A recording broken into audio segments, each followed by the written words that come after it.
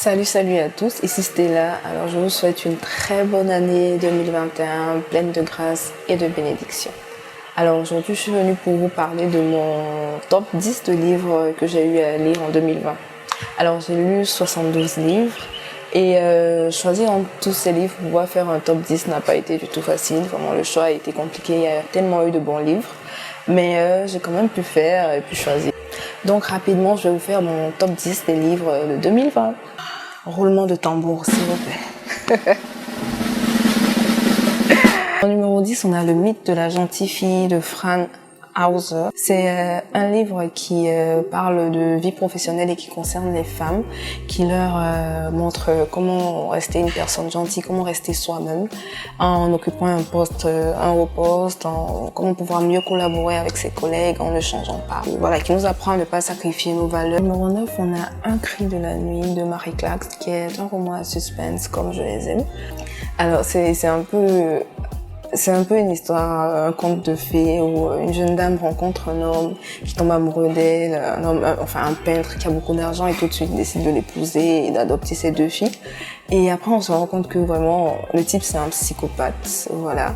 Et ce roman est vraiment fou. La scène finale, le dénouement, on ne s'y attend vraiment pas du tout et c'est un roman vraiment très intéressant qui va vous faire frissonner jusqu'à la fin. En numéro 8, on a Dieu n'est pas loin de Billy Graham. C'est un petit livre que j'ai beaucoup aimé et qui nous conduit jour après jour dans une sorte de voyage et qui nous montre que voilà, tout homme cherche un sens à sa vie. Tout homme a un manque en lui et que finalement on pense que Dieu est un être vraiment très lointain. On s'imagine qu'il faut faire plusieurs choses afin de se retrouver tout près de lui alors que voilà, Dieu est tout simplement à côté. Et il nous montre aussi comment pouvoir justement entrer dans cette présence de Dieu là quotidiennement. Numéro 7, on a 40 questions essentielles avant de dire oui de Pasteur Charles Kwasi. C'est un livre qui parle de mariage et de cheminement. Voilà, donc à travers dans ce livre, on va retrouver plusieurs questions à se poser afin de savoir si la personne avec qui on veut être nous correspond ou est telle qu'elle devrait l'être. Donc ça parle de vie spirituelle, ça parle de vie de famille, ça parle des ambitions et des valeurs de la personne. C'est un livre que je recommande à tout le monde. Là, il aurait pu être dans mon top 5 parce que c'est l'une des plus belles histoires d'amour que j'ai eu à lire. C'est Souffle mon amour d'Éline Shafak. Voilà, donc c'est une histoire qui se passe entre 2 époques, 1700 et les années 1700 et les années 2000. Voilà, donc en plus de cette histoire d'amour, on a plusieurs personnages qui nous apprennent mais tellement sur le genre humain, sur les relations entre êtres humains et sur la vie en général. Dans mon top 5 de mes livres préférés de 2020. Et en 5e, on a Americana de Chimamanda Adichie. Franchement, j'ai beaucoup aimé ce livre, un peu trop d'ailleurs. Donc c'est encore une histoire d'amour entre Ifemelu et Obinze. Ça se passe, l'histoire se déroule sur 3 continents, l'Afrique, l'Europe et l'Amérique. Donc ça parle d'amour bien évidemment, ça parle d'immigration, ça parle de racisme, ça parle un peu de politique. Donc c'est vraiment une très belle histoire. Vous n'allez même pas sentir les 600-700 pages de ce livre. Ça passe vraiment tout doucement. Mon top 4, c'est L'art de réussir de Brian Tracy. Alors c'est un tout petit livre que j'ai beaucoup aimé pour sa clarté, pour sa limpidité. Ça m'a permis d'avoir une meilleure organisation, de mieux définir mes objectifs et il parle de tout ça dans ce livre. Il parle de comment se focaliser sur ce qui est important, ce qui est essentiel afin de pouvoir accomplir beaucoup de choses et mieux définir ses objectifs. Savez-vous qu'être amoureux ne suffit pas pour construire un mariage heureux? Ouais, moi je savais pas ça. Alors c'est quelque chose que je savais pas et je pense que c'est la raison pour laquelle j'ai mis ce livre-là dans mon top 3. Ce que j'aurais aimé savoir avant de me marier de Gary Chapman. Un tout petit livre encore, voilà, pour les célibataires, les cheminements, les fiancés, pour tout le monde. Donc c'est un livre qui nous guide à travers différents chapitres, qui nous parle de plusieurs thématiques, plusieurs aspects du mariage, que ce soit les finances, que ce soit la question de religion, que ce soit le côté même de l'amour, des disputes, enfin bref, il y a tout ce qu'il vous faut dans ce livre-là et je le recommande de tout mon cœur. Numéro 2, voilà, Message pour la vie.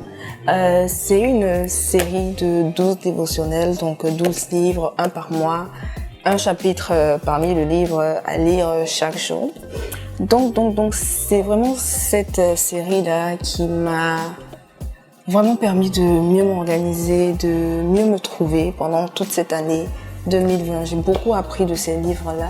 Voilà, ça aborde principalement 2 thèmes majeurs. La première partie qui parle de tout ce qui est désert, de tout ce qui est difficulté, de comment utiliser les difficultés comme un tremplin. Et la deuxième partie qui nous parle de la sagesse divine. Et le numéro 12 est, on va dire, mon préféré parce que bon, j'ai dû choisir un, je ne pouvais pas présenter les 12 ici. Mais voilà, avec celui-là,